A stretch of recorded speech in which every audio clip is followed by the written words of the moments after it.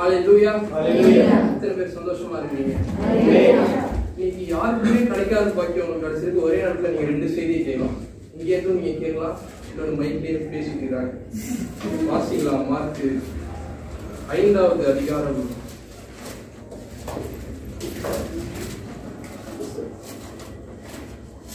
34வது வசனத்தை நாம் வாசிக்கலாம். அவர் அவளை பார்த்து, மகளே, உன் விசுவாசம் உன்னை ரட்சித்தது, நீ சமாதானத்தோடு போய் உன் வேதனை நீங்கி சுகமாய் இரு என்றார். ஆமென். நாம் ஜெபிக்கலாம். தகப்பனே, உங்களுக்கு நன்றி செலுத்துகிறோம்ப்பா. இந்த நாளுக்காக உங்களுக்கு நன்றி. இந்த நாளில் நீர் எங்களுக்கு தந்த உங்களுடைய பிரச்சனைக்காக உங்களுக்கு நன்றி. இந்த நேரத்தில் உடைய வார்த்தைகளை நீரே உடைய ஜனங்களோடு பேசுங்க. அவர்களுடைய எல்லா காயங்களையும் ஆற்றுங்க. இயேசுவின் நாமத்தில் ஜெபிக்கிறோம் நல்ல பிதாவே. ஆமென். இந்த வசனத்தை கவனிங்க. சமாதானத்தோடே போய் வேதனை நீங்கி சுகமாய். இந்த வசனத்துல ஒரு ஆர்டர் நமக்கு தெரியுது. அதாவது வரிசை. என்ன வரிசைனா, முதலாவது சமாதானம் வருது, 2வது சுகம் வருது. சமாதானத்தோட போய் வேதனை நீங்கி சுகமாயிரு. இந்த ஆர்டரை இன்னும் சில வசனங்கள்ல நம்மளால வேதத்துல பார்க்க முடியும். தேவன் நம்முடைய சரீரத்துல சுகத்தை கொடுக்க விரும்புகிறதுக்கு முன்னாடி அவர் சமாதானத்தை கொடுக்க விரும்புகிறார். ஹalleluya. அதுதான் வாசிக்கிறோம். ஏசாயா 53வது அதிகாரம் 5வது வசனத்துல அதுதான் வாசிக்கலாம். ஏசாயா 53:5.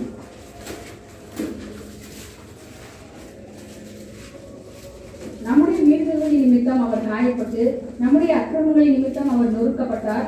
நமக்கு சமாதானத்தை உண்டு பண்ணும் ஆக்கினை அவர் மேல் வந்தது, அவருடைய தழும்புகளால் குணமாகிறோம். ஆமென். நமக்கு சமாதானத்தை உண்டு பண்ணுகிற ஆக்கினை அவர் மேல் வந்தது.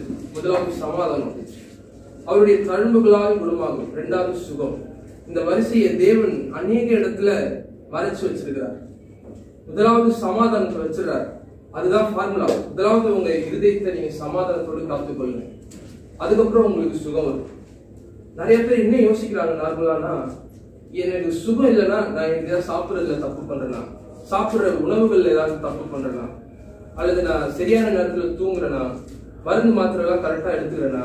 இதுதான் நார்மலா நம்முடைய மைண்டுக்கு சுகம் நம்ம உடம்புல இல்லைனாலே வரக்கூடிய விஷயங்கள். ஆனா தேவனுடைய ஃபார்முலா அது இல்லை. முதலாவது நீங்க பார்க்க வேண்டிய விஷயம், உங்க உடம்புல சுகம் இல்லைன்னா சமாதானம் உங்க மனசுல இருக்கா அப்படின்றத செக் பண்ணுங்க. சமாதானம் உங்க மனசை நிறைக்கும் போது தேவனுடைய சுகம் உங்களுடைய சரீரத்தை நிறைக்கும். ஆமென். உற்சாகமா இருக்கீங்களா? எல்லாரும் சந்தோஷமா அல்லேலூயா சொல்லலாமா? ஆமென். இதே ஆர்டரை இன்னொரு இடத்துல நாம் பார்க்க முடியும். எடுத்துக்கலாம். சங்கீதம் 122வது அதிகாரம் 6வது வசனம் 7வது வசனத்தை நாம் வாசிக்கலாம்.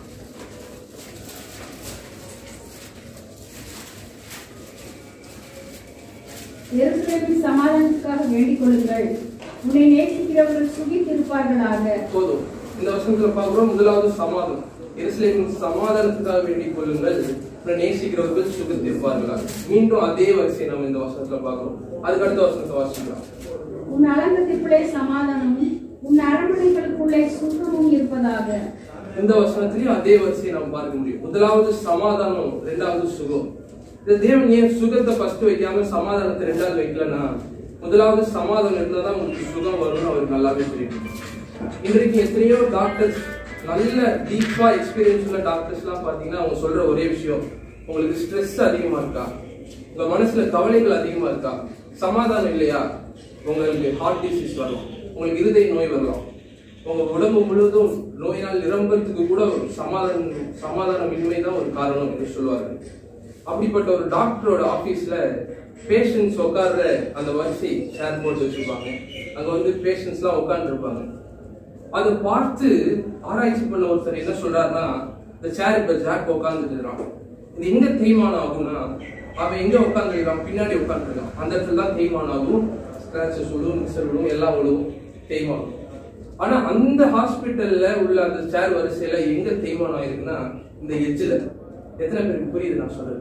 முன்னாடி தள்ளி உட்காந்து எஜ்ஜில் உட்காந்து இருக்கும் போதுதான் அந்த தேய்மானம் நடக்குது அந்த ஹாஸ்பிட்டல்ல அனுப்பிச்சிடும். அப்படின்னா என்ன அர்த்தம்னா, அவங்க சுகத்தோட இருக்காங்கன்றது 2வது. அவங்க மனசுல சமாதானம் இருக்கு. ஐயோ டாக்டர்கிட்ட வந்துருக்கணும், என்ன நடக்கும் போதோ தெரியலையே, இருதய நோயின்னு சொல்றாங்களே, இது நமக்கும் இருக்குமோ அப்படின்னு சொல்லிட்டு அந்த சமாதானம் எல்லாமே தன்னுடைய சரீரத்தோட மொத்த வெயிட்டையும் சேரோட பின்பகுதியில கொடுக்காம எஜ்ஜில் வந்து உட்காந்துருக்காங்க. எப்ப அடுத்து என்ன நடக்கும் அப்படின்றது தெரியாது. இதனாலதான் அந்த ஹாஸ்பிட்டல்ல இப்படி ஒரு செய்தி நடக்குது. அதனால தேவன் இன்றைக்கு நமக்கு சொல்ல விரும்புகிற காரியம் தான், உங்க இருதயத்தை சமாதானத்தோட காத்துக்கொள்ளுங்க. நீங்க என்ன சாப்பிடுறீங்க என்ன சாப்பிடுறதுலாம் முக்கியம் இல்லை. உங்க இருதயத்துல சமாதானம் இருக்கா, அவருடைய சுகம் உங்கள்கிட்ட. ஆமே. ஏன் இந்த சுகம் இருக்குன்னா, அவர் அதற்காக விலை தேர்த்து சிலுவையில செலுத்தி இருக்கிறார். அதுதான் நம்ம வாசிச்சோம். நமக்கு சமாதானத்தை உண்டு பண்ணுகிற ஆக்கினை அவர் மேல் உண்டு. அதனாலதான் நாம இன்னைக்கு சுகமாகிறோம். திடீர்னு சுகம்னா நம்ம ஆளுங்களுக்கு புரியாது. எப்படின்னா, என்னது சுகம், நான் இதுக்காக எதையுமே சம்பாதிக்கல, இதுக்காக நான் பிரயாசப்படல, மருந்து மாத்திரையை சாப்பிடல, உணவுகளை நல்லா எடுத்துக்கல, எப்படி எனக்கு சுகம் வரும் அப்படின்றதுதான் நம்ம ஆளுங்களுடைய கேள்வியா இருக்கு. அதுக்குதான் தேவன் சொல்றார், அந்த சுகவீனத்தை அந்த தவறுகளை நீங்க செஞ்ச எல்லா மிஸ்டேக்ஸையும் அவர் சுமந்ததுனால, அதற்குரிய காயங்களை அவர் பட்டதுனால, அந்த காயங்கள்னால நீங்க சுகமா இருக்கீங்க. ஹல்லேலூயா. அதைத்தான் நம்ம வாசிக்கிறோம். ஆண்டவர் உயிர் தெழுந்து வந்து சொல்லுற வார்த்தை பாருங்க, என்ன சொன்னார் கரெக்டா சொல்லுங்க. உயிர் தெழுந்து தன்னுடைய சீசர்களை பார்த்து சொன்னது என்ன வார்த்தை? உங்களுக்கு சமாதானம் சொல்லிட்டு ஆண்டவர் அந்த ஆக்ஷனுக்கு அப்புறம் அடுத்து ஒரு இதை சொல்றாரு. இதை சொல்லி அடுத்து ஒரு வசனம் யாராவது எடுத்து நீங்க வாசிக்கலாங்க. யோவான் 20வது அதிகாரம் 19வது வசனத்தை நம்ம வாசிக்கலாம்.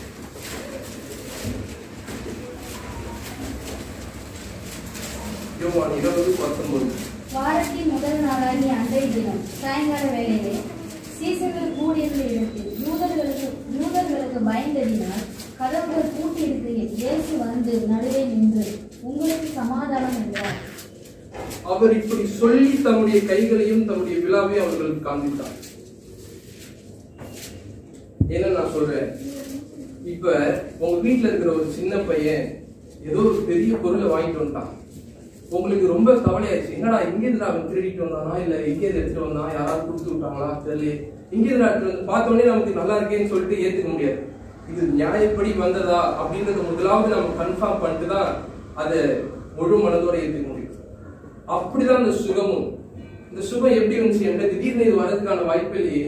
இதுக்குரிய பில் எங்க, இதுக்குரிய ரிசிப்ட் எங்கன்னு காமிக்கிறார் ஆண்டவர். என்னுடைய கைகளையும் கால்களையும் பாருங்க, இதுதான் இதற்குரிய ரிசிப்ட் என்று காமிக்கிறார். அதை மீண்டும் வாசிக்கலாம். அவர் இப்படி சொல்லி தம்முடைய கைகளையும் விழாவையும் அவர்களுக்கு காண்பித்தார். ஏன் இன்னைக்கு உங்களுக்கு சமாதானம் அப்படின்னா, அவருடைய கைகள்ல காயம் இருக்கிறதுனாலதான் உங்களுக்கு சமாதானம். இப்ப உங்களுக்கு சுகம் உண்டாவதாகன்னு அதுக்கப்புறம் அவர் சொல்ல, அதுலயே 2 இதுல முடிச்சிட்டார். முதலாவது சமாதானம், அதுக்கப்புறம் அவருடைய காயத்தை காமிக்கிறார். காயினாலே அவருடைய சுகத்தை நமக்கு கொடுக்கிறது தான் காமிக்கிறாமே. வேதம் முழுவதும் இந்த வரிசையை நாம் பார்க்க முடியும். முதலாவது சமாதானம், 2வது சுகம். எத்தனை பேருக்கு நீங்க உங்களுடைய இதயத்தில் சமாதானம்? ஹல்லேலூயா. சண்டேன்றதுனால நீங்க எல்லாரும் மோஸ்ட்லி சொல்லிருக்கீங்க சமாதானம். வொர்ஷிப் டைம்ல தேவனுடைய பிரசன்னத்துல அதனால என்னுடைய சமாதானம் வருது. இது வந்து ஒரு என்ன சொல்றது, ஒரு ட்ரக்ஸ் மாதிரி, ஒரு போதை பொருள் மாதிரி இல்ல. சண்டே மட்டும் ஹல்லேலூயா ஹல்லேலூயா. இது ஒரு ட்ரக்ஸ் மாதிரி இல்ல, போதை பொருள் மாதிரி இல்ல.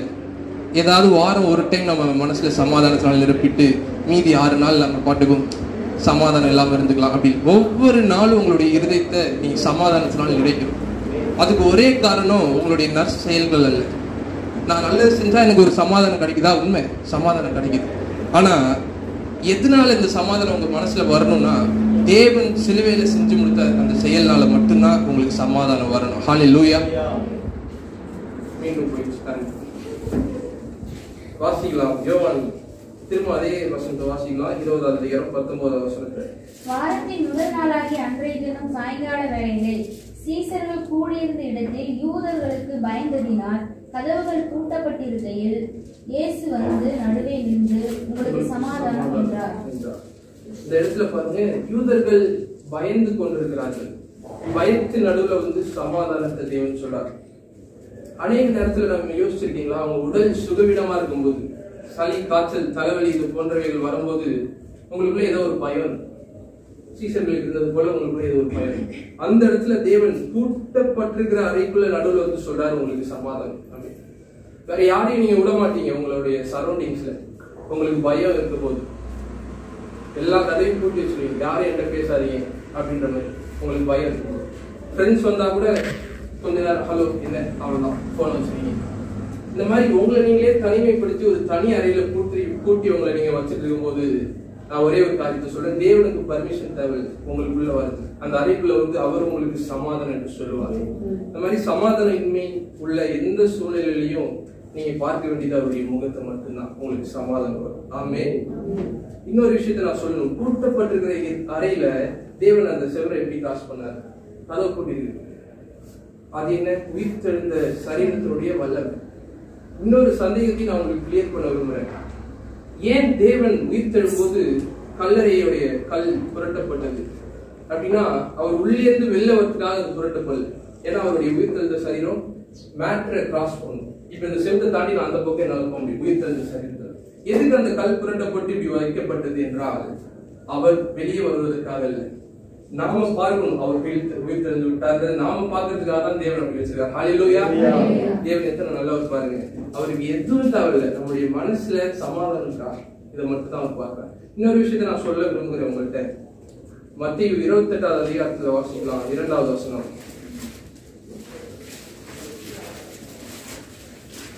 அப்பொழுது பூமிக்கும் அதிர்மொழி கர்த்தருடைய தூதன் வானத்திலிருந்து வந்து வாசலில் இருந்த கடலை புரட்டி தள்ளி அதன் மேல் உட்கார்ந்தார்.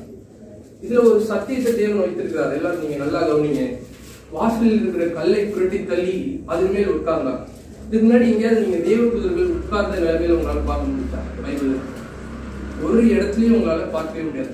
எப்ப பார்த்தாலும் பறந்துட்டு ஆண்டவர் ஏதாவது சொன்னார்னா அதை போய் செஞ்சுட்டு ஓடிட்டு ஆனத்துக்கும் பூமிக்கும் இறங்கிட்டு தான் இருப்பாங்க. தவிர ஒரு இடத்துல கூட அவங்க ஒரு இளைப்பார்ந்த ஸ்டேட்ல, அதாவது ஒரு ரெஸ்ட்ஃபுல் ஸ்டேட்ல இப்ப நீங்க உட்காந்துட்டு இருக்கீங்க. எத்தனை பேர் இளைப்பாறுதலோட அமைதியா உங்களுடைய வீட்டை மொத்தமா சேர்ல கொடுத்து உட்காந்துருக்கீங்க என்னால சொல்ல முடியாது. உங்க மனசுல இருக்கு அந்த ஸ்டேட்ல ஒரு தூதரை நம்ம எங்கேயுமே வாசிக்க முடியல. ஒரே ஒரு இடத்துல, சொல்ல போனா 2 இடத்துல நம்ம வாசிக்க முடியும். ரெண்டுமே ஆண்டவராகிய இயேசு கிறிஸ்து உயிர்த்தெழுந்த அதுக்கப்புறம் தான் இவங்களுக்கு ஒரு ரெஸ்ட்ஃபுல்லான ஸ்டேட் கிடைக்கும். ஏன்னா வேலையெல்லாம் முடிஞ்சிச்சு சிலுவையில, எல்லா வேலையும் சிலுவையில முடிஞ்சதுனால இங்க ஒரு தூதன் உட்கார்ந்துட்டு இருக்கான். இதுக்கு முன்னாடி எந்த பழைய பாட்டு நீங்க வாசிக்க, இந்த தூதன் உட்கார்ந்து இருந்தா இங்க படுத்துட்டு இருந்தா நீங்க வாசிக்க முடியாது. ஏன் இங்க உட்கார்ந்து இருக்காருன்னா, வேலை முடிஞ்சிச்சு, ரெஸ்ட். பிதாவின் வலது பாசத்துல அவர் உட்கார்ந்துட்டு இருக்கார். அவர்கள் நீங்களும் நானும் உட்கார்ந்து. இந்த அமர்ந்த நிலை, இந்த உட்கார்ந்த நிலை உங்க மனசுலயும் இருக்கா? அதை நீங்க பார்க்கணும். சில பேர் ஓடிட்டே அவங்களால சமாதானத்தோட அமர்ந்த நிலையில இருக்க முடியும். ஆனா சில பேர் உட்கார்ந்த இடத்துல இருந்தே ஊர் முழுக்க சுத்திட்டு வர முடியும். இங்க எத்தனை பேர் இருக்கீங்க அப்படின்னு எனக்கு தெரியல. ஆனா உங்களை நீங்களே பார்த்துக்கோங்க. எத்தனை பேர் மனசுல சமாதானம் இருக்கு? எத்தனை பேர் அமர்ந்த நிலையில உங்களை நீங்களே காத்து கொண்டிருக்கீங்க? அவங்கள்ட்ட தான் சுகம் வெளிப்படும். ஹல்லேலூயா. சத்தமா சொல்லாமே ஹல்லேலூயா. இன்னொரு இடத்துல நம்ம வாசிக்க முடியும்னு சொன்னேன். இங்கன்னா ஆண்டவராகிய இயேசு கிறிஸ்து உயிர்த்தெழுந்து வெளில வந்தாரு. இப்ப வராங்க அவரை தேடி. தூதர்கள் அவருடைய தலைமாட்டில் ஒருத்தரும் அவருடைய கால் மாட்டில் ஒருத்தரும் நின்றுட்டு இருந்தார்களா, உட்கார்ந்துட்டு இருந்தாங்களா? உட்கார்ந்துட்டு இருந்தாங்க. இந்த இடத்துல நாம வாசிக்க முடியும். தூதர்கள் உட்கார்ந்துட்டு இருந்தாங்க. ஆண்டவராகிய இயேசு கிறிஸ்துவை சுத்தி வைத்திருந்த துணியில ரத்தம் இருந்துச்சா இல்லையா? சொல்லுங்க யாராவது. ஆண்டவராகிய இயேசு கிறிஸ்து மரித்ததுக்கு அப்புறம் அவர் ஒரு துணியில சுத்தி கல்லறையில வச்சாங்க. அந்த துணியில ரத்தம் இல்லாம போறதுக்கான வாய்ப்பே இல்லை. ஏன்னா அவருடைய காயங்களால் நம்ம சுகமானோம். அவருடைய சரீரம் முழுவதும் எலும்புகள் எல்லாம் எண்ணப்படக்கூடிய அளவுல உடைக்கப்பட்டிருந்தது. அதனால நிச்சயமா ரத்தம் இருந்தது. இப்ப அந்த சுத்தி வைக்கப்பட்டிருக்கிற துணி அந்த அவர் படுத்திருந்த, அதாவது அவர் வச்சிருந்த இடத்துல இருக்கு. அவருடைய தலைமாட்டுல ஒருத்தன், கால் மாட்டுல ஒருத்தன், ஒரு தேவதூதன் உட்கார்ந்துருக்காரு. ஏன் உட்கார்ந்துட்டு இருக்காங்கன்னா, திரும்ப அதேதான், வேலை முடிஞ்சிச்சு, ரெஸ்ட், உட்காருங்க. இன்றைக்கு தேவன் உங்களை பார்த்து அதைதான் சொல்லுகிறார். நான் சத்துருக்களை உங்களுடைய பாதப்படியாக்கி போட வரைக்கும் நீ வலது பரிசுல உட்கார்ந்து, நீ நிக்கிற வரைக்கும் என்னால ஒண்ணுமே செய்ய முடியாது. தேவனுடைய வார்த்தை. நீங்க நின்று நான் செஞ்சுக்கிறேன், எனக்காக நான் செய்யலன்னா வேற யார் செய்வா அப்படின்னு நீங்க கவலைப்பட்டு கலந்த வரைக்கும் தேவன் ஒண்ணுமே செய்ய மாட்டார் உங்க வார்த்தை. ஆனா எப்ப தேவன் எல்லாத்தையும் பார்த்து பார்ப்பா, நான் அவருக்குள்ள இலை பார்க்க போறேன், அவரை நான் பார்க்க போறேன். இந்த வேதத்துல பழைய பாட்டுல எங்கெல்லாம் இயேசு இருக்கிறாரு நான் பார்க்க போறேன் இன்னைக்கு அப்படின்ற ஸ்டேட்ல, அந்த நிலையில நீங்க அமர்ந்து உட்கார்ந்துட்டு இருக்கும் போதுதான் அவருடைய சுகம் வெளிப்படும். அவருடைய எல்லா ஆசீர்வாதங்களும் அங்கே தான் வெளிப்படும். ஆமென். இன்னொரு அதே காட்சியை நான் உங்களுக்கு வேற விதமா சொல்ல விரும்புகிறேன்.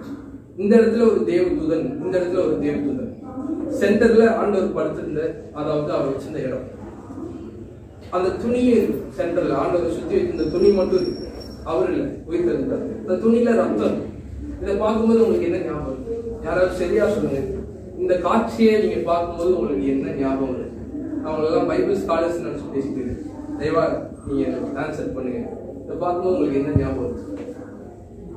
நானே சொல்றேன், உடன்படிக்கை பெட்டியை நமக்கு ஞாபகப்படுத்துகிற ஆண்டவர். இந்த பக்கம் ஒரு கேருபீன், இந்த பக்கம் ஒரு கேருபீன், சென்டர்ல ரத்தத்தை தெளிக்கப்பட்டு அந்த பழைய பாட்டுல வச்சிருப்பாங்க. இதே காட்சியை கொண்டு வந்து அந்த கலரிக்குள்ள ஆண்டு வச்சிருக்காரு. அந்த துணியில சுற்றப்பட்டிருக்க அந்த துணியில ரத்தம் ஆண்டு ரெண்டு பக்கமும் உட்கார்ந்துட்டு இந்த அமர்ந்த நிலையை தேவன் அதிலையும் கொண்டு வந்து வச்சிருக்காரு. பழைய பாட்டு முழுவதும் உங்களுடைய பைபிள்ல நீங்க இயேசுவை பார்க்க முடியும். எத்தனை பேர் இயேசுவை நீங்க பார்க்கிறீங்க? அவனை பார்க்க விரும்புகிறீங்க? எத்தனை பேர்? ஹல்லேலூயா. வாசிக்கலாம். மார்க் 5வது அதிகாரம் 25வது வசனத்தை வாசிக்கலாம். அப்போது 12 வருஷமாய் பெரும்பாடுள்ள ஒரு ஸ்திரீ அநேக வைத்தியர்களால் மிகவும் வருத்தப்பட்டு தனக்கு உண்டானவைகளை எல்லாம் செலவழித்து சற்றாகிய குணமடையாமல் அதிக வருத்தப்படுகிறது. இயேசுவை குறித்து கேள்விப்பட்டு நான் அவருடைய வஸ்திரங்களையாகிலும் தொட்டால் சுத்தமாவேன் என்று சொல்லி ஜனக்கூட்டத்துக்குள்ளே அவருக்கு பின்னாக வந்து அவருடைய வஸ்திரத்தை கொண்டார். உடனே அவருடைய உதிரத்தின் கூட நின்று போயிற்று. அந்த வேதனை நீங்க ஆரோக்கியம் அடைந்ததை அவர் தன் சரீரத்தில் உணர்ந்தார். இந்த இடத்துல பார்க்கிறோம் 12 வருஷம் பெரும்பாடுள்ள ஒரு ஸ்திரீ.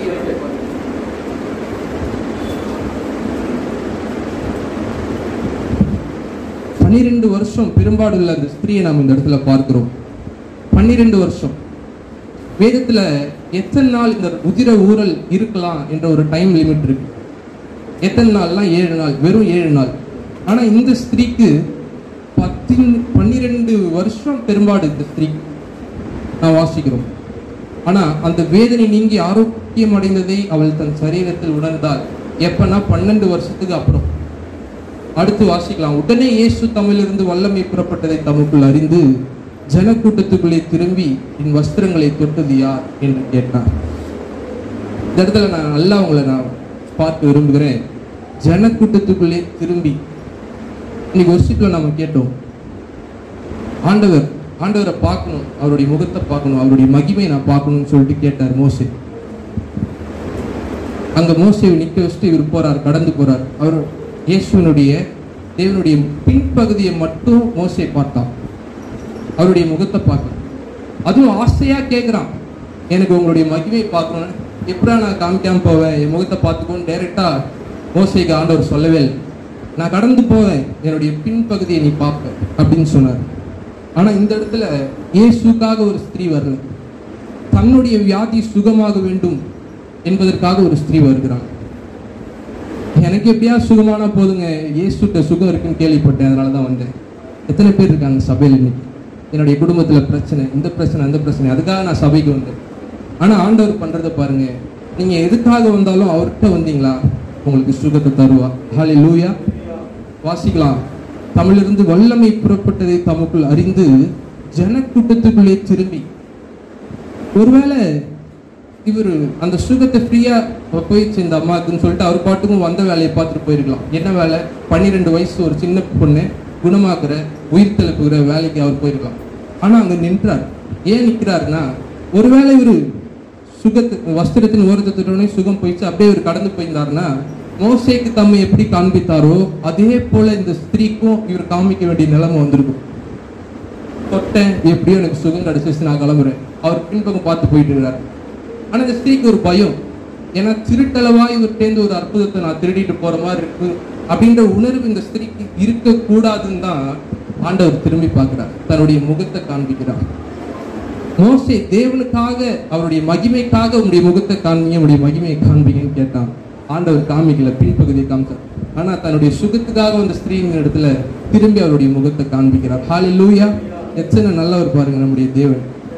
அடுத்து வாசிக்கலாம். அவருடைய சீசர்கள் அவரை நோக்கி, திரளான ஜனங்கள் உம்மை நெருக்கிக் கொண்டிருக்கிறதை நீர் கண்டும் என்னை தொட்டது யார் என்று கேட்கிறீரே என்றார்கள்.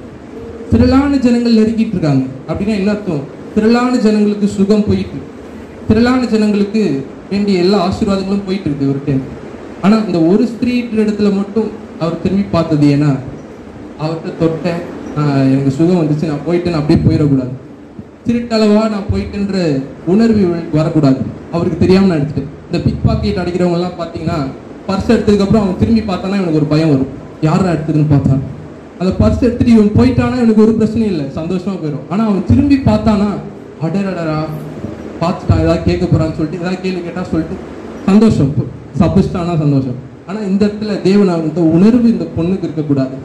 நான் விரும்புகிறேன், நீ சுகத்தை நான் பெற்றுக்கொள்ளணும்னு நான் விரும்புகிறேன், நான் விரும்பி கொடுக்குறேன்னு சொல்றதுனால திரும்பி பார்க்குறாரு.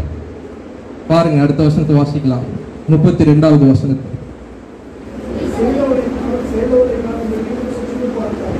சுற்றிலும் பார்த்தார், ஒரு இடத்துல இல்லை, சுற்றிலும் பார்க்கிறார். தன்னிடத்திலே சம்பவித்ததை அறிந்த அந்த ஸ்திரீயானவள் பயந்து. ஏன் பயந்தா அந்த ஸ்திரீ? ஏன் பயந்தாள்? அதான் இவருக்கு வேண்டிய சுகம் கிடைச்சிச்சு, சொன்னா பிரச்சனை இல்லை, 12 வருஷம் பாடு நீங்கிடுச்சு. ஏன் பயந்தாள்னா லேவியராகமத்துல ஒரு கட்டளை இருக்கு, வாசிக்கலாம். லேவியராகமம் 15வது அதிகாரம் 25வது வசனத்தை. 15:25.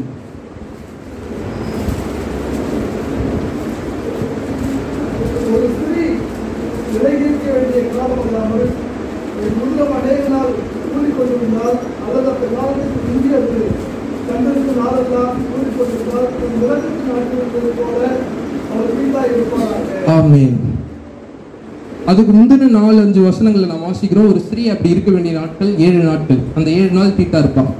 ஆனா அதுக்கு மேலே இந்த உதிர ஊரல் நிற்காம இருந்தது, இந்த ஹேமரேஜிங் என்று சொல்லப்படுகிற இந்த வியாதி போகாம இருந்ததுன்னா எத்தனை நாள் அந்த வியாதி இருக்கோ, எத்தனை நாள் அந்த சுகவீனம் இருக்கோ, அத்தனை நாளும் இவர் தீட்டா இருப்பாள் என்று அந்த வசனம் சொல்லுகிறது. அதுக்கப்புறம் வாசிக்கிறோம், அவ உட்கார்ந்த இடத்த யாராவது தொட்டா தீட்டு, அவ படுத்த இடத்த யாராவது தொட்டா தீட்டு, வஸ்திரத்தை துவைச்சு சாயங்காலம் மட்டும் தீட்டுள்ளனா இருக்கும் அவன்.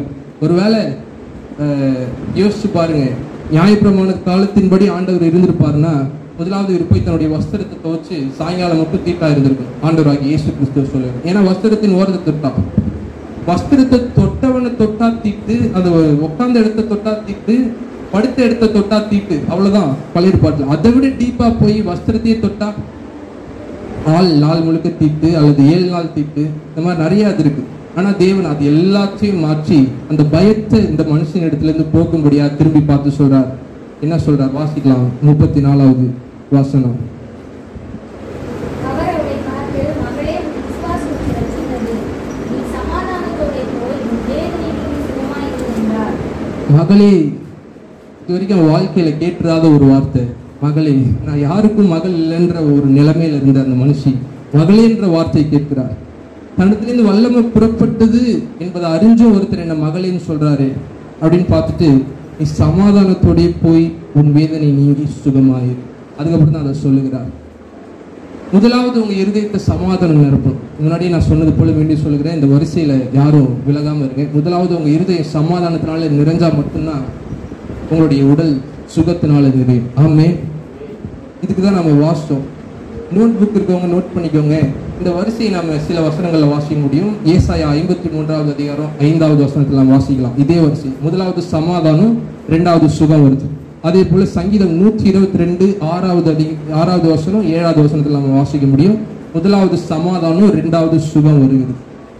இந்த மாதிரி சில இடங்களை நம்ம வாசிக்க முடியும். அதே போல மத்தேயு 28 பண்ணிக்கணும். யோவான் 20வது அதிகாரம் 19வது வசனத்துல நம்ம வாசிக்க முடியும். இதே வரிசை. முதலாவது சமாதானம், 2வது சுகம். ஏன் இந்த சுகம்னா அந்த சமாதானத்துக்கு உண்டான ஆக்கினே அவர் மேல் வந்துச்சு. அவருடைய காயங்களால் நீங்களும் நானும் சுகமானோம். ஆமே. நம்முடைய மொத்த சுகத்துக்கு உண்டான பில்லை, அதாவது அந்த பேமெண்ட்டை அவர் செலுத்தி தீர்த்து விட்டார். ஹல்லேலூயா. அவருடைய காயங்கள் தான் அதுக்குரிய ஆதாரம்.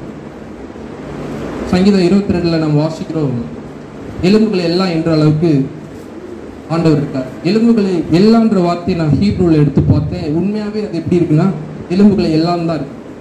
மனுஷ உடம்புல எத்தனை எலும்புகள் இருக்கு? யாராவது கரெக்டா சொல்லுங்க. சயின்ஸ் கிளாஸ்ல கரெக்டா கவனிச்சவங்க யாராவது இருந்தீங்கன்னா சொல்லுங்க. 200 இல்ல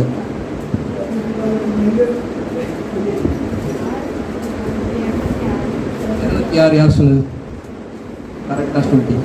206 எலும்புகள் இருக்குது. இத்தனையும் என்ன முடியும் அப்படின்ற அளவுக்கு இயேசு கிறிஸ்து உடைக்கப்பட்டிருந்தார் என்றால் எந்த அளவுக்கு இருக்குன்னு நீங்களே யோசிச்சு பாருங்க. பார்க்கறதுக்கு சகிக்க கூடாத காட்சியா சிலுவை இருந்திருக்கும். பேஷன் ஆஃப் த கிரைஸ்ட் என்ற மூவியை எடுத்தவர் சொல்றாரு, மெல் கிப்சன் என்ற அந்த மனுஷன். அவர்கிட்ட கேட்குறாங்க, இவ்வளோ கொடூரமா உங்களுடைய கடவுளை நீங்க சித்தரிச்சிருக்கிறீங்க, இவ்வளோ கொடூரமா அவர் வேதனைப்படுற மாதிரி நீங்க படம் எடுத்து வச்சிருக்கீங்க, எப்படி இது அப்படின்னு அவர் சொல்றாரு, நான் எடுத்தது வெறும் டாப் ஆஃப் த ஐஸ்பர்க், பனிக்கட்டினுடைய முனையை மட்டும்தான் நான் எடுத்தேன். கடல்ல பார்த்தீங்கன்னா அண்டார்டிகாலாம் மேலே பனிக்கட்டியினுடைய முனை கம்மியாக தான் இருக்கு, கீழே தான் மிகப்பெரிய பனிப்பாறையா இருக்கு. அதை மட்டும் தான் நான் எடுத்தேன். ஒரிஜினலாக எடுக்கணும்னா நீங்கள் யாரும் பார்க்க முடியாது, அதை என்னால் எடுக்க முடியாதுன்றார். இப்போ என்ன அர்த்தம்? அதை பார்த்தே நம்ம அழுகிறோம், அதை பார்த்தே நம்ம மிகவும் ஃபீல் பண்ணுறோம். எப்படி அது இந்த அளவுக்கு ஆண்டவர் வேதனைப்பட்டிருக்கார், இல்லை சும்மா தான் எடுத்தாங்களா அந்த படத்தை, உண்மையாகவே இந்த அளவுக்கு வேதனைப்பட்டார் நம்ம யோசிக்கிறோம். சதையே தோலே மேலே இருக்க தோலே தெரியாத அளவுக்கு வெறும் ரத்தமயமா அந்த கேடு அடைந்த அந்த முகத்தை யாரால பார்க்க முடியும்? இன்றைக்கு நாம ஏன் சுகத்தோடு இருக்கணும்னா, இன்றைக்கு நாம ஏன் அவர் பெற்றுக் கொடுத்த வாங்கி கொடுத்த அந்த சுகத்தை நம்ம பெற்று சமாதானம் உள்ளவர்களா இருக்கணும்னா, அவருடைய சரீரத்தை நீங்க பார்க்கணும். அதற்கு உண்டான விலைக்கரியம் செலுத்தப்பட்டு நீங்க நொறுங்க வேண்டிய இடத்துல அவர் நொறுங்கி விட்டார். ஹல்லேலூயா! இத்தனை சந்தோஷம் பாருங்க நம்முடைய தேவன். பழைய ஏற்பாட்டில் அதனாலதான் சமாதானன்ற வரத்துல, சமாதானன்ற வர இடங்கள்ல பெரும்பாலும் நீங்க தீர்க்க தரிசன அதிகாரத்திலாம் பார்த்தீங்கன்னா அதுல ஒரு என்ன சொல்றது, சமாதானமே இருக்காது. எரேமியால வாசிக்கிறோம், உங்களுக்கு சமாதானம் சமாதானம் என்று சொல்லியும் சமாதானம் இல்லாதிருக்கையில் இது யாராவது உங்கள்கிட்ட சொன்னாங்கன்னா ஒரு கள்ள தீர்க்கதரிசி, அவன் ஒரு பொய்யான தீர்க்கதரிசி அப்படின்னு பழைய ஏற்பாட்டில் வாசிக்கிறோம். என்னுடைய ஜனங்களுடைய காயங்களை மேற்புச்சா குணமாக்குறாங்கன்னு தேவன் சொல்றார். அங்கேயும் அந்த குணன்ற வார்த்தை வருது பாருங்களேன், சுகன்ற வார்த்தை அங்கேயும் வருது. யாராவது உங்கள்கிட்ட சமாதானம் இல்லாதிருந்தும் சமாதானம் சமாதானம்னு சொன்னாங்கன்னா அவன் கள்ள தீர்க்கதரிசி. இந்த காலத்துல இல்லை, பழைய ஏற்பாட்டு காலத்துல. ஆனா இந்த காலத்துல நமக்கு சமாதானத்தை உண்டு பண்ணுகிற ஆக்கினை அவர் மேல் விழுந்ததுக்கு அப்புறம் ஒருத்தர் சமாதானம் இல்லைன்னு யாராவது ப்ரீச் பண்ணானா அவன் ஒரு கள்ள தீர்க்கதரிசி. நல்லா ஞாபகம் வச்சுக்கோங்க. அவன்கிட்ட தேவன் இல்லை, அவனிடத்துல தேவனுடைய அபிஷேகம் இல்லை. ஒருவேளை நியாயப்பிரமாணத்திற்கு எதுவான மகிமை அவன்கிட்ட இருக்கலாம், வெளிப்படலாம். ஏன்னா மரணத்தை கொடுக்குற ஊழியத்திற்கே ஒரு மகிமை இருந்துச்சுன்னா அது ஒரு புறஞ்சளவு தான். ஆனா நீதியை கொடுக்குற ஊழியம் மிகவும் மகிமை உள்ளது. ஹல்லேலூயா! எத்தனை பேருக்கு புரியுது நான் சொல்றது? ஹல்லேலூயா! மீண்டும் சொல்லுகிறேன், இந்த காலத்துல சமாதானத்தை சுவிசேஷமாய் பிரசங்கிக்கிறவர்கள் தான் நமக்கு தேவை. ஆண்டவர் உங்க மேல கோபமா இருக்காரு, எரிசலா இருக்காரு, இந்த மாதிரி இல்லை. ஆண்டவர் உங்க மேல பிரியமா இருக்காரு. உங்க மேல பிரியமா, ஏன் பிரியமா இருக்காருன்னா எல்லா பேமெண்ட்டையும் செலுத்தி முடிச்சிட்டார். உங்களுக்கு ஏன் இன்னைக்கு வியாதி இருக்க வேண்டிய அவசியம் இல்லைன்னா வியாதிகளை அவர் சுமந்து தீர்த்துட்டார். அவருடைய தழும்புகளால் நான் குணமாக போகிறேன் இல்லை, அந்த வசனம் சொல்லுது குணமானேன், பாஸ்ட் டென்ஸ். குணமாகி விட்டோம், ஆல்ரெடி நம்ம குணமாயிட்டோம். இன்னமும் நான் என்னுடைய சரீரத்தில் இந்த சுகம் இல்லாத ஃபீலிங்ஸ் நான் உணர்றேன். இன்னமும் இந்த வியாதி இருக்கிறது போல எனக்கு தோணுது. இன்னும் செக்அப் எடுத்து பார்த்தா அந்த எக்ஸ்ரேல எனக்கு இப்படி காமிக்குதுன்னு நீங்கள் சொன்னீங்கன்னா நீங்கள் செக் பண்ண வேண்டியது உங்களுடைய சமாதானத்துக்கு. அதனால உங்களுடைய ஸ்ட்ரெஸ்ஸை, உங்களுடைய ஆங்ஸைட்டி, உங்களுடைய ஒரிஸ், உங்களுடைய பாரங்கள், கலக்கங்கள் இதெல்லாம் நீங்கள் அதிகரித்து கொள்ள வேண்டிய அவசியமே இல்லை. வெறும் போய் சத்தியம் என்ன சொல்லுது, அவருடைய தழும்புகளால் நாம் குணமாகும். ஆனால் எக்ஸ்ரே சொல்றது உண்மையா, சத்தியம் சொல்றது உண்மையா? சத்தியம். அவருடைய தழும்புகளால் நீங்கள் குணமானீங்க. இது விசுவாசிக்கும் போது அந்த சுகம் உங்களுடைய சரீரத்தில் மேனிஃபெஸ்ட் ஆகும். வெறும் போய் அந்த எக்ஸ்ரே ஸ்கேன் ரிப்போர்ட்டாக இருக்கட்டும் எல்லாம் வெறும் போய். ஹல்லேலூயா! கர்த்தர் எத்தனை நல்லவர் பாருங்க. உபாகமம் 33வது அதிகாரம் 25வது வசனத்தை நான் வாசிக்கலாம்.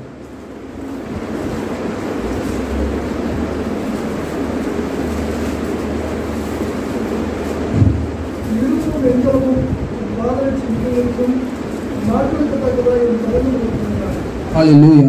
உன் நாட்களுக்கு தக்கதாய் உன் பலனும் இருக்கும். இந்த காலத்துல மிகவும் பொருத்தம் இல்லாத ஒரு வசனம் இது. நாட்கள் அதிகமாக அதிகமாக ஏதாவது ஒரு வியாதி வந்தே தீரும் மனுஷங்கள். இதுதான் நம்மளுடைய லாஜிக்கு, நடந்து வருகிற நடைமுறை. நாட்கள் அதிகமாக வயசாக வயசாக ஏதாவது ஒரு வியாதி வரும், கேன்சர் வரும், ஏதாவது ஒன்று வரும். போன் உள்ள இந்த உலகத்தை விட்டு. அதனால ஏதாவது ஒன்று ஆண்டவரே அனுப்புவாருன்னு நம்புறவங்களாம் இருக்கிறாங்க. ஆண்டவரே ஏதாவது ஒரு வியாதி அனுப்பி நம்மளை எடுத்துப்பாரு. இல்லை, இந்த வசனம் சொல்லுகிறது உன் நாட்களுக்கு தக்கதாக உன் பலனும் இருக்கு. இப்போ இருக்கீங்களா, வயசாகுது, இன்னொரு வயசாகுது, இன்னொரு 10 வயசாகுதான், அதுக்கப்புறம் உங்களுடைய பலன் கூட தான் செய்யுமே தவிர குறையவே குறையாது. இந்த வசனத்தின்படி உன் நாட்களுக்கு தக்கதாக உன் பலனும் இருக்கும். வயசாயிடுச்சுன்னு ஃபீல் பண்றீங்களா? இங்க யாராவது உங்களுடைய வயசு தேவனுக்கு ஒரு நம்பர் மட்டும்தான், வெறும் நம்பர் மட்டும்தான். ஆனா உங்களுடைய நாட்களுக்கு தக்கதாக உங்களுடைய பலன் இருக்கும். ஹல்லேலூயா! அவர் உங்களை மிகவும் நேசிக்கிறார். அதனால தான் அதெல்லாம் உங்களுக்கு சொல்லுகிறார். அதனால தான் 91வது சங்கீதத்தில் நாம் வாசிக்கிறோம், நீடித்த நாட்களால் அவனை திருப்தியாக்கி என் ரட்சிப்பை அவனுக்கு காண்பிப்பேன். அதற்கு முந்தின அதிகாரத்தில் வாசிக்கிறோம், 70 வருஷம் பலத்தின் மிகுதியால் 80 வருஷம் அவ்வளோதான் என்னோட வாழ்க்கைன்னு சொல்லிட்டு மோசே சொல்றார். ஆனால் இந்த வசனத்தில் தான் தேவன் நமக்கு உண்டான இதை வச்சிருக்கார். நமக்கு எப்போ திருப்தி வருது? நீடித்த நாட்களால் அவனை திருப்தியாக்கி. உங்களுக்கு 90 வயசு ஆகியும் உங்களுக்கு திருப்தி வரலையா வாழ்ந்த வாழ்க்கையில? இன்னொரு 10 வருஷம் எக்ஸ்ட்ரா வாழுங்க. உங்கள்கிட்ட அதை தேவன் கொடுத்தார். எப்போ உங்களுக்கு திருப்தி வருகிறதோ அப்போதான் தேவன் உங்களை எடுத்துக்கொள்வார். ஆண்டவரே போதும் நான் வரேன்னு சொல்லிட்டு நீங்க வர வேண்டிய ஆளுங்க. ஆமே, கர்த்தர் மிகவும் நல்லவர். உங்களை திருப்தி ஆக்கிட்டாரான்னு தான் பார்ப்பார். அதே மாதிரி தான் 5 அப்பம் 2 மீன்கள் சம்பவத்தில் நான் வாசிக்கிறோம். ஜனங்களுக்கு திருப்தி ஆயிடுச்சா அதுக்கப்புறம் தான் ஸ்டாப்பார். உங்களுக்கு உங்களுடைய வாழ்க்கை திருப்தி ஆச்சா? இன்னும் நான் ஏதாவது செய்ய வேண்டிய காரியங்கள் இருக்கு. என்னுடைய மகனுடைய கல்யாணத்தை பார்க்கணும், என்னுடைய பேரம் பேத்திகள்லாம் நான் பார்க்கணும் அப்படின்ற ஆசைகள்லாம் உங்கள்கிட்ட இருக்கா? தேவனிடத்துல சொல்லுங்க. அவர் உங்களை திருப்தியாக்கி அத்தனையும் காண செய்து அதுக்கப்புறமா உங்களுக்கு திருப்தி இல்லைனாலும் உங்களுக்கு எக்ஸ்ட்ரா நாட்களை கூட்டி தருவார். மோசே நியாயப்பிரமாணத்துக்கு கீழே இருந்தே 120 வருஷம் வாழ முடியும்னா நீங்க கிருபைக்கு கீழே இருக்கீங்க.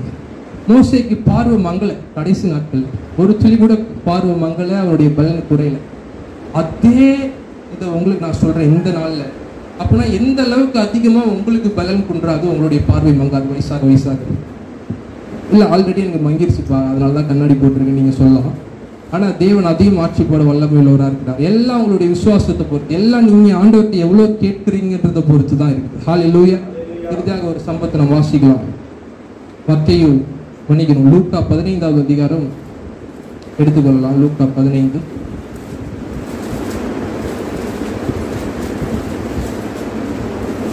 4வது வசனத்தை நம்ம வாசிக்கலாம். மனுஷன் 100 ஆடுகள் உடையவனாயிருந்து அவைகள் ஒன்று காணாமல் போனால் 99 ஆடுகளை வனாந்தரத்தில் காணாமல் போன ஆட்டை கண்டுபிடிக்கும். ஆமென். இந்த வசனத்துல வாசிக்கிறோம் 99 ஆடுகள் இருக்கு, இவனுக்கு காணாம போனது வெறும் ஒரு ஆடு.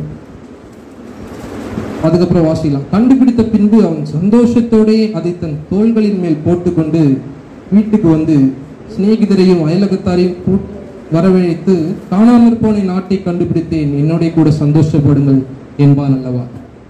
ஒரு ஆட்டு காணாம போயிடுச்சுன்னா யாராவது சந்தோஷப்படுவாங்களா? 100 ஆட்டுல 1 காணாம போயிடுச்சு, பரவாயில்ல 99 இருக்குன்னு சொல்லிட்டு மனசை தேத்திக்கிட்டு போற கூட்டம் தான் நிறைய பேர் இருக்காங்க. ஆனா இந்த மேய்ப்பன் ஒரே ஒரு ஆட்டுக்காக போய் தேடி கண்டுபிடிச்சு கூப்பிட்டு வந்து பார்ட்டி வைக்கிறான் வீட்டில். அத்தனை பேரையும் கூப்பிட்டு நான் ஒரு ஆட்டை கண்டுபிடிச்சேன். பார்ட்டினாலே அங்கே ஒரு என்ன சொல்றது, மட்டன் பிரியாணியும் சிக்கன் பிரியாணியும் இருக்கும். அதுக்கு இந்த ஆட்டையே அடிச்சு கூட போடலாம். ஆனா இங்க பாருங்க, ஒரு ஆட்டை கண்டுபிடிச்சதுக்காக ஒருத்தன் கொண்டாடுறான்னா எவ்வளவு பெரிய விஷயம். அடுத்து பாருங்க என்ன ஆச்சரியம்னா, அது போல மனம் திரும்ப அவசியம் இல்லாத 99 நீதிமான்களை குறித்து சந்தோஷம் உண்டாகிறதை பார்க்கலும் மனம் திரும்புகிற ஒரே பாவியின் நிமித்தம் பரலோகத்தில் மிகுந்த சந்தோஷம் உண்டாயிருக்கும். நான் உங்கள்கிட்ட ஒன்று கேட்குறேன், ஆண்டவர் இங்கே எதுக்கு இதை சொன்னாருன்னு எனக்கு ஒன்றுமே புரியலன்னு நீங்கள் சொல்லலாம். ஆடு எங்கே மனம் திரும்பிச்சு? ஆடு எந்த விதத்தில் மனம் திரும்பிச்சு? ஒரு இடத்துலையும் இந்த ஆடு மனம் திரும்புதுன்னு தான் நம்ம பார்க்கல. ஆனால் ஆண்டவர் அந்த வசனத்தை ஸ்டார்ட் பண்ணுறாரு, அது போல அதாவது இந்த ஆட்டை போல மனம் திரும்ப வேண்டிய அவசியம் இல்லாத 99 நீதிமான்களை குறித்து சந்தோஷம் உண்டாகிறதை பார்க்கலும் மனம் திரும்புகிற ஒரு ஆடு, அதாவது ஒரே ஒரு பாவி. அது எந்த விதத்துல மனம் திரும்பிச்சு? ஒரு ஆளால மனம் திரும்ப முடியுமா? முன்னாடி நம்ம பார்த்த ஊமையின்படி மனம் திரும்ப முடியாது. ஆனா தேவன் எத்தனால இந்த மனம் திரும்புதல் என்கிற அடையாளத்துக்கு இங்க சொல்லியிருக்காரு என்று நான் உங்களுக்கு சொல்லுகிறேன். இந்த ஆட்டை கண்டுபிடிக்கும் போது அந்த ஆட்டை தூக்கி இந்த மேய்ப்பன் தன்னுடைய தோல்ல வைக்கும் போது அது நான் வரல அப்படின்னு முரண்டு பிடிக்கும். இல்லை நான் இங்கே இருந்துக்கிறேன், எனக்கு மேய்ப்பெல்லாம் வேணாம்னு சொல்லல. அது தூக்கி தோல்ல வைக்கும்போது தன்னுடைய மொத்த வெயிட்டையும் இந்த மேய்ப்பனுடைய தோல்ல அமர வைத்தது. அதற்கு உண்டான இடத்தை மேய்ப்பனுக்கு கொடுத்தது. பாதி வழியில இல்லை எனக்கு நான் திரும்ப வந்த இடத்துக்கே போறேன், மேய்ப்பன் கூடலாம் வர எனக்கு இஷ்டம் இல்லை, அவருடைய நேசம்லாம் எனக்கு வேண்டாம் அப்படின்னு சொல்லிட்டு அது இறங்கி ஓடல. அது அவர் கூடயே இருக்கிறதுக்கு தன்னைத்தானே விட்டு கொடுத்து, கன்சென்ட், இங்கிலீஷ்ல அழகான வார்த்தை கன்சென்ட். அது விட்டு கொடுத்தது. ஒரு பையனை நீங்க தூக்கி, உங்க பையனையே நீங்க தூக்கி தோல்ல வைக்கிறீங்கன்னா, இல்லை நான் வரல நடந்துச்சா அவன் தானாவே கீழே விழுந்துருவான், இறங்கிடும். ஆனா அந்த மாதிரி இல்லாம இந்த ஆடு இந்த மேய்ப்பன் கண்டுபிடிக்கும் போது தன்னுடைய மொத்த வெயிட்டையும் அந்த மேய்ப்பன் மேல கொடுத்து அமர்ந்த நிலையில அது பார்த்துக்கிச்சு. அதுதான் தேவன் மனம் திரும்புதெல்லாம் பார்க்கிறார். இன்றைக்கு சில சத்தியங்கள் உங்களுக்கு புதுசா இருந்தாலும் அதை ஏற்றுக்கிட்டு ஆமா, என் தேவன் இப்படிதான், அவர் நல்லவர், நான் இத்தனை நாள் அவரை தப்பான விதத்துல நான் பார்த்துட்டு இருந்தேன், ஆனா அவர் உண்மையாவே இவ்வளவு நல்லவர் அப்படின்ற சத்தியம் உங்களுக்கு வரும்போது அதை நீங்க நிராகரிச்சீங்கன்னா அது உங்களுக்கு தான் லாஸ், தேவனுக்கு இல்லை. தேவன் உண்மையாவே நல்லவர், தேவன் உண்மையாவே கிருபை மிகுந்தவர். அவர்கிட்ட உங்க மேல அவருடைய அன்பை தவிர வேற ஒன்றும் இல்லை. ஆமா, ஸ்டேஜில் கரெக்ஷன்ஸ் இருக்கு, உண்மைதான், திருத்தங்கள் இருக்கு. உங்களுடைய வாழ்க்கையில் எங்கெல்லாம் நீங்கள் திருத்திக் கொள்ள வேண்டும் என்ற காரியங்களை ஸ்டேஜ்லேருந்து ப்ரீச் பண்ணுவாங்க என்பது உண்மைதான். ஆனால் தேவனிடத்தில் அதெல்லாம் செகண்டரி தான், அதையும் அன்பாகத்தான் அவர் செய்வார். மனந்திருந்தல் என்பதற்கு நான் உங்களுக்கு ஒரு அர்த்தத்தை சொல்கிறேன். மனந்திருந்தல் என்றால் கிரீக்கில் மெட்டோனோயா என்ற வார்த்தை. மெட்டானா சேஞ்ச், நோயானா மைண்ட், அதாவது சேஞ்ச் ஆஃப் மைண்ட். உங்களுடைய மனசை மாற்றுறது தான் மனந்திரும்புதல். உங்களுடைய மனசை நீங்கள் எப்போ உண்மையாகவே மாற்றுறீங்கன்னா, தேவன் இது வரைக்கும் என் மேலே கடினமானவராக இருந்தார் நான் நினச்சிட்டு இருந்தேன். பாவம் செய்யும்போதெல்லாம் எனக்கு தண்டனை வந்தே தீரும்னு நான் நம்பிட்டு இருந்தேன். பாவம் செய்யும்போதெல்லாம் எனக்கு ஒரு பாதிப்பு வராமல் போகாதுன்றதை நம்பிட்டு இருந்தேன். தேவன் எனக்கு எதிராயிட்டார் பாவம் செய்யும்போதெல்லாம்ன்றதை நம்பிட்டு இருந்தேன். ஆனால் இந்த நம்பிக்கைலாம் இப்போ எனக்கு மாறிடுச்சு. உண்மையாகவே அவர் பாவத்தை தண்டிக்கும், உண்மையாகவே அவருடைய பாவத்துக்கு தக்கதாக எனக்கு நடக்குது, உண்மையாகவே என்னுடைய பாவங்கள் எல்லாவற்றையும் மன்னித்துட்டார் இப்படின்ற நம்பிக்கை எப்போ உங்களுக்கு வருதோ உங்களை அறியாமே நீங்கள் மனந்திருப்பீங்க. இதுதான் மனந்திருப்பு. ஆமாம், தேவனை நான் இப்படி இந்த காட்சியில் நான் பார்த்துட்டு இருந்தேன், இந்த இமேஜில் தேவனை வைத்து பார்த்துட்டு இருந்தேன், ஆனால் உண்மையாகவே அவருடைய காட்சி, உண்மையாகவே அவர் இப்படி தான், என்னுடைய இருதயத்துக்கு இது தெரியும் அப்படின்னு நீங்கள் வரீங்கல்ல, அதுதான் மனந்திருப்பு. ஆனால் இன்னைக்கு சபை என்ன பண்ணுது? ரட்சிக்கப்பட்டதுக்கு அப்புறமா ஒரு விசுவாசின் இடத்துல பாவத்தை விட்டு மனந்திருப்பு என்று சொல்லுகிறது. பாவத்தை விட்டு மனம் திரும்பினாதான் தேவன் உன்னை ஆசீர்வதிப்பாருன்னு சொல்லுது. ஆனால் வேதம் சொல்லுது, புதிய ஏற்பாடு முழுவதும் தேவன் உங்களை ஆசீர்வதிக்கிறதுனால தான் நீங்கள் பாவத்தை விட்டு மனம் திரும்புறீங்க. ஒரே ஒரு சம்பவத்தை நான் உங்களுக்கு சொல்ல விரும்புகிறேன். பேதுரு இடத்துல தேவன் வருகிறார் அவருடைய போட்டில். ஆண்டவரே, பாவியாகிய மனுஷன் தான், என்னை விட்டு நீர் அகன்று போக வேண்டும் என்று பேதுரு தேவனை பார்த்து சொல்லுகிறார். எப்போ சொன்னார்னா, ஒரு அற்புதம் நடந்து முடிந்ததுக்கு அப்புறம், ரோட் எல்லாம் மீனால நிரப்பிடுச்சு, அதுக்கப்புறம் சொல்றார், எப்ப இந்த உணர்வு இவனுக்கு வந்துச்சு, நான் பாவின்ற மனுஷன், நான் பாவி, அவர் பரிசுத்தவான்ற உணர்வு எப்ப இவனுக்கு வந்துச்சு? இவன் பாவத்தை உணர்த்தும் போது வந்துதா, இல்ல அவனை ஆசீர்வதித்து அவன் படகு நிரப்புனதுக்கு அப்புறம் வந்துதான்? தெளிவா சொல்லுங்க.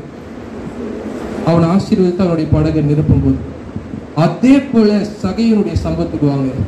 சகையிட்ட எந்த பாவத்தையும் ஆண்டவர் உணர்த்தல. அவன் மிகப்பெரிய பாவி. ஆனா அதுக்கு முந்தின அதிகாரத்துல தான் வாசிக்கிறோம், ஒருத்தன் வரான், நியாயப்பிரமாணத்தெல்லாம் நான் கடைபிடிச்சிருக்கேன் ஆண்டவரே, ஐஸ்வர்யவானாகிய ஒரு வாலிபன் வரான், இதுல நான் ஒன்னுத்தையும் மீறினதில்லை, சின்ன வயசு முதல் கொண்டு நான் இதெல்லாம் கடைபிடிச்சிட்டு இருக்கேன் அப்படின்ற ரீதியில ஆண்டவர்கிட்ட வரான். இன்னும் ஒரு இடத்துல குறை உண்டு என்று ஆண்டவர் சொன்னார். ஒருவேளை நான் இதெல்லாம் நல்லது செஞ்சுட்டேன், எனக்கு ஆசீர்வாதம் வேணும், எனக்கு பரலோகம் வேணும்னு நீங்க தேவனிடத்துல வந்தீங்கன்னா உங்கள்கிட்ட ஒரு குறையாகிலும் ஆண்டவர் கண்டுபிடிக்காம போகவே மாட்டார். அதனால அவன்கிட்ட சொல்லுகிறார், 10 கட்டளைகளையும் சொல்லிட்டு இருக்காரு வரிசையா. மார்க் 10வது அதிகாரத்துல வாசிக்கிறோம். சொல்லிட்டு இருக்கும்போது இது எல்லாத்தையும் நான் கடைபிடிச்சிருக்கேன் ஆண்டவரேன்னு சொன்னதுனால இன்னொரு ஃபர்ஸ்ட் கட்டளை கொண்டு வரார். உனக்கு இருக்கிறவைகள் எல்லாவற்றையும் வித்து ஏழைகளுக்கு கொடுத்திருப்பான் அப்படின்றார். அவனுக்கு ரொம்ப ஆஸ்தி அதிகமா இருந்ததுனால இல்லை வேணான்னு சொல்லிட்டு அவன் கிளம்பி போயிட்டான் அவர்கிட்ட. அங்கே முதல் கட்டளை மீறான். தேவனுக்கு முன்பாக இன்னொரு கடவுளை வைக்கிறார், விக்கிரக ஆராதனையாகிய பொருளாசை, பணத்தை முதன்மைப்படுத்தி வைக்கிறான். முதல் கட்டளை மீறான். அதுலேயே நமக்கு தெரிஞ்சிச்சு மற்ற எல்லா கட்டளையும் அவன் ஆல்ரெடி வாழ்க்கை முழுவதும் மீறிட்டான் என்பது. இப்படி வந்தவன்கிட்டேருந்து ஒன்றுத்தையுமே ஆண்டவர் அவனுக்கு கொடுக்க முடியல. என்னத்தை பெற்றுக்கொண்டான்? அவனுடைய என்ன சொல்றது, ஒரு கடிந்து கொள்ளுதல தான் அவன் பெற்றுக்கொண்டு போகிறான். ஆனா அடுத்த அதிகாரத்துல வாசிக்கிறோம், சகையிட்ட ஒன்றை இருக்கிறது எல்லாத்தையும் விட்டு நீ ஆஸ்திகள்லாம் விட்டு ஏழைகளுக்கு கொடுத்தாதான் நம்ம வீட்டுக்கு வருவேன் அப்படின்னு ஆண்டவர் சொல்லலை. ஒன்றை இருக்கிறது எல்லாத்தையும் நீ ஏழைகளுக்கு கொடுத்துரு, நல்லது, நான் அப்புறம் உன்னுடைய வீட்டுக்கு வரேன்னு சொல்லு. சகையோயே நீ இறங்கி வா, நம்ம வீட்டுக்கு வரணும். முதல்ல வீட்டுக்கு வந்தார், முதல்ல அவனை ஆசீர்வதித்தார், முதல்ல அந்த வீட்டுக்கு ரட்சிப்பை கொடுத்தார். ரட்சிப்பை கொடுத்ததுக்கு அப்புறம் இவன் தானா சொல்றான், ரட்சிப்பை உங்களுடைய இருதயத்தை நிரப்பும் போது, இயேசு உங்களுடைய இருதயத்தை நிரப்பும் போது நீங்க தானா சொல்லுவீங்க, என்னுடைய ஆஸ்திகள்ல யாருக்கையாவது நான் அநியாயமா வாங்கிதுன்னா உங்களுக்கு நாளத்திலேயே நான் திருப்பி கொடுத்துறேன் அப்படின்னு தானா சொன்னா, இல்ல ஆண்டவர் நீ இப்படி கொடுத்துடணும்ப்பா, அதுதான் நல்லது அப்படின்னு சொன்னார். தானா சொன்னா. எந்த கரெக்ஷன் வரணும்னு நம்ம ப்ரீச் பண்றோமோ அது தானா நடக்கணும். இருதயம் மாறணும். நிறைய பேர் அவுட்வர்ட் ஆக்ஷன்ஸ் மாத்துறாங்க. அதாவது ஒரு பாஸ்டர் பார்த்துட்டு இருக்காங்கன்னா முன்னாடி இருக்கிறவன் கரெக்டா இருப்பான், பாஸ்டர் பாக்குறாரு, அம்மா அப்பா பாக்குறாங்க, நம்ம கரெக்டா இருக்கணும். ஆனா இல்லாதப்ப என்ன வேணா செய்வான். ஆனா அவங்களுடைய இருதயம் மாறிடுச்சுன்னா, தேவன் உங்களுடைய இருதயத்தை மாத்திட்டாருன்னா நீங்க இல்லாதப்பையும் சரி இருக்கிறப்பையும் சரி ஒரே மாதிரி தான் இருக்கீங்க. உங்களுடைய இருதயத்திலேருந்து வரும் எல்லாம் நீங்க கொடுக்குறது. இன்னைக்கு அதை தான் நம்ம ஒர்ஷிப்ல கேட்டோம். சகியு தானா நாளத்தனியா நான் திருப்பி தரேன்னு சொல்ல முடியுமா? அவனால முடியவே முடியாது. எப்ப அவனுடைய இருதயத்தை நிரப்பினாரோ, அவருடைய வீட்டுல எப்ப ரட்சிப்பு வந்ததோ அதுக்கப்புறம் தானா அவன் கொடுக்குறான். இதேதான் நம்ம இன்னைக்கு மக்களிடத்துல நம்ம சொல்ல வேண்டியது. எப்ப தேவனுடைய சத்தியத்தை அவருடைய கிருபையை நீங்க உபதேசிக்கிறீங்களோ, மக்களிடத்துல போக வைக்கிறீங்களோ, அவங்க மனசு அது தானாவே மாத்திரும். தேவனை நேசிங்க, தேவனை நேசிங்க, நீங்க இன்னும் நேசிக்கிறது பத்தலன்னு சொல்லிட்டு இருக்கிறது எப்படின்னா, ஒண்ணுமே இல்லாத அக்கௌண்ட்ல இருந்து நீ செலவு பண்ணுன்னு சொல்ற மாதிரி. எத்தனை பேருக்கு புரியுது? ஹல்லேலூயா. முதலாவது தேவனுடைய அன்பை மொத்தமா அவங்க மனசுல ஊற்றிடுங்க. அவர் உங்களை ரொம்ப நேசிக்கிறாரு, எவ்வளவு பண்ணிருக்காரு அதோட நிறுத்திடுங்க. இவ்வளவு செஞ்சாரு, நீ ஏதாவது அவருக்கு செஞ்சியா, அவருக்கு செஞ்சியாலாம் அது கண்டிஷன். அது ஆண்டவர் ஒருபோதும் வாழ்க்கையில பண்ணதில்லை. நான் உதாரணத்துக்கு சொல்றேன், மீன் எல்லாத்தையும் படகுல பேதுரு இடத்துல கொடுத்ததுக்கு அப்புறம் இவ்வளவு மீன் கொடுத்தல்ல, இப்ப நீ என்ன ஃபாலோ பண்ணி வா அப்படின்னு சொல்ல ஆண்டவர் ஒருபோதும் சொல்ல. அவர் கூப்பிடணும்னா டைரக்டா கூப்பிடுவார், எந்த அற்புதம் செய்யாம வாப்பா பேதுரு என்ன ஃபாலோ பண்ணி வான்னு கூப்பிடுவார். ஆனா அவருக்கு தேவையில்லை, ஆசீர்வாதத்தை கொடுத்து நான் உனக்காக சிலுவையில மறைச்சேன். நிறைய பேருடைய காமன் பாயிண்ட் இதுதான், நான் உனக்காக சிலுவையில மறைச்சேன், நீ எனக்காக என்ன செஞ்ச? உலகத்துல உன்னுடைய பெஸ்ட்டை கொடுத்தியா? நீ இது வரைக்கும் வாழ்ற வாழ்க்கை உன்னோட கரெக்டா இருக்கா? இப்படின்னு தன்னைத்தானே பார்க்க வச்சிருவாங்க மக்களை தானாவே. ஆனா தேவன் இந்த இடத்துல தான் முரண்படுறார் நிறைய பேர். முதல்ல அவருடைய அன்பு போச்சுன்னா, அவர் முந்தி நம்மிடத்தில் அன்பு கூர்ந்தபடினாலே நாமும் அவரிடத்தில் அன்பு கூறுகிறோம். ஹல்லேலூயா.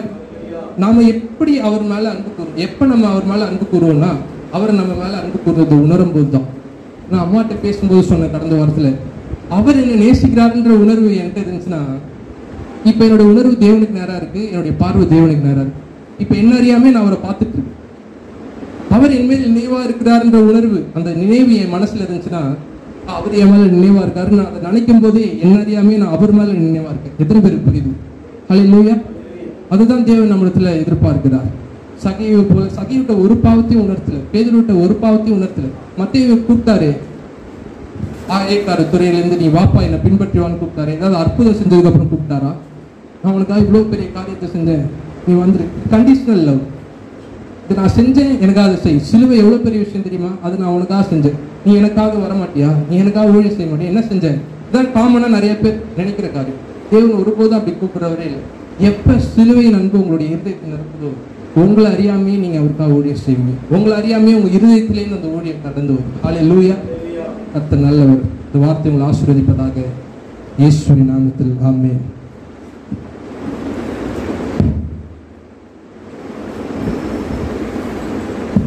ஹல்லேலூயா. அந்த தேவன் நல்லவராக இருக்கிறார். ஆமென். ரொம்ப சந்தோஷமா இருக்கிறீங்க. Praise the Lord. திடீர்னு வீரபத்திரனை பார்க்குறேன், ஆச்சரியமா இருக்குது. இது பெரியவர். இந்த காலகட்டங்களிலே ஆண்டவரை பற்றியதான நம்முடைய மன அபிப்பிராயங்களை மாற்றிக்கொள்ளும்படி கர்த்தர் நம்மோடு பேசிக் கொண்டிருக்கிறார். சத்தியத்தை குறித்ததான ஒரு விதமான ஒரு காம்பவுண்ட், இது இப்படிதான் சொல்லி நம்ம நினைக்கிறோம். உங்களுடைய எண்ணங்கள், உங்களுடைய அந்த கற்பனையில் நீங்கள் வச்சிருக்கிற காரியங்கள் எல்லாம் தாண்டி ஆண்டவர் வெளியில் கொண்டு வந்து நான் இப்படித்தான்னு சொல்லி ஆண்டவர் காண்பித்து கொடுக்குறேன். ஹல்லேலூயா. நான் பழைய ஏற்பாட்டில் இருந்தது போல இப்பொழுது இல்லை. பழைய ஏற்பாட்டில் அவ்வப்போது தேவன் வந்து போவார். இப்போது நம்மோடு கூடவே நமக்குள்ளேயே அவர் இருக்கிறார். ஹல்லேலூயா. கவனிங்க, நீடித்த நாட்களால் நான் திருப்தியாக்கி முதிர் வயதிலும் கனிதந்து பசுமையும் புஷ்டியுமாய் இருப்பாய். இந்த வார்த்தையெல்லாம் கவனிக்கும் போது கவனிங்க, பலத்தின் மிகுதினால 80 வருஷம் இல்லை, நம்முடைய வாழ்க்கைக்கு ஒரு திருப்தி இருக்கிறதா? நான் வாழ்ந்ததற்கு ஒரு வரலாறு, நான் வாழ்ந்ததற்கான ஒரு அடையாளம் இதெல்லாம் இருக்குதான்னு சொல்லி ஆண்டவர் நம்ம என்ன செய்யறாரா? நமக்கு ஒரு திருப்தியை கொடுக்குறாரா? ஹல்லேலூயா. நான் திருப்தி ஆயிட்டேன், இன்னைக்கு ஆண்டவர் என்னை கூப்பிட்டா நான் போகிறதுக்கு ரெடியாக இருக்கிறேன்னு யாராவது இருக்கிறீங்களா? ஹலோ. இன்னைக்கு ஆண்டவர் என்னை கூப்பிட்டா நான் ரெடியாக இருக்கிறேன், எனக்கு இந்த உலகம் பிடிக்கல, ஃபுல்லாக நான் வாழ்ந்து முடிச்சுட்டேன், நான் அனுபவிக்க வேண்டியதெல்லாம் அனுபவிச்சுட்டேன். யாராவது இருக்கிறீங்களா? அப்போ இன்னும் திருப்தி ஆகலை. அப்போ இன்னும் நாட்கள் நமக்கு வேணும், இன்னும் வருஷங்கள் நமக்கு வேணும். அப்படிதானே? ஹலோ, ஆண்டவரோட நெருங்க நெருங்க நெருங்க நெருங்க தேவன் எனக்கு போதும், அவர் மேல திருப்தி உண்டாகிற ஒரு அனுபவத்தை ஆண்டவர் நமக்கு வச்சிருக்கிறார். அல்லேலூயா. கவனிங்களேன், இந்த பெரும்பாடுள்ள ஸ்திரியை ஒரு சொல்லும் போது எனக்கு ஆச்சரியமா இருந்துச்சு. அவன் நினைச்சிட்டு வர, நான் எப்படியாவது வஸ்திரத்தில் வார்த்தை செஞ்சா போதும், தொட்டா போதும். இந்த கண்டிஷன்ல அவர் எனக்காக நிற்பாரா, என் மூஞ்ச பார்ப்பாரா, என்னை தொடுவாரா, நான் அவரோட பேச முடியுமா, இப்படிலாம் ஒரு கற்பனை வேணாம். நான் எப்படி ஆகிக்கலாம் என்ன செய்யறேன், வஸ்திரத்தில் ஓரத்தை. ஏன்னா அவன் கேள்விப்படுறான், போற வழியெல்லாம் அவரை நெருக்கிறவங்க, அவரை தொடுறவங்க எத்தனையோ பேர் சுகமாறாங்க, நானும் அவ்விதமாக என்ன செய்ய போறேன், சுகமாக போறேன். அவர் நின்று தன்னுடைய பார்வையை சுழற்றிய போது, அவர் சுற்றி பார்த்த போது என்ன செஞ்சிட்டா, பயந்தா. ஏன் பயந்தா? மானம் கட்டவளே, இந்த காலகட்டத்தில் நீ என்னை தொட்டாய், என்னை தொட்டதுனால என்னை நெருக்கிட்டு இருக்கிற எல்லாருமே எப்படி ஆயிட்டாங்க, தீட்டாயிட்டாங்க. இப்ப நாங்க நேரா எங்கதான் போனோம், ஆத்துக்கு போனோம். எங்க போனோம்? ஆத்துக்கு போனோம்.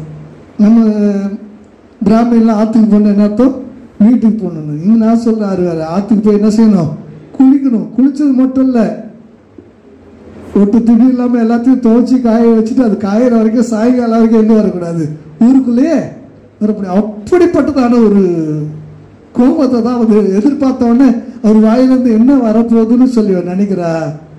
மகளே, இதுவரைக்கும் கேள்விப்பட்டிராத ஒரு வார்த்தை, இதுவரைக்கும் அவள் வாழ்க்கையில் அறிந்திராத ஒரு அனுபவம், யாருக்கிட்ட வந்து என்ன வருது, எந்த நேரத்தில் என்ன வருது, நான் எதிர்பார்த்தது ஒண்ணு, அவர் வாயிலிருந்து வந்தது ஒண்ணு. என் பிள்ளைகளே, தேவ ஜனங்களே, தேவனிடத்திலிருந்து நீ இப்படித்தான் இருக்கிறான்னு சொல்லி ஏதோ ஒன்றை நீ உன் மனதில் வச்சிருக்கிற.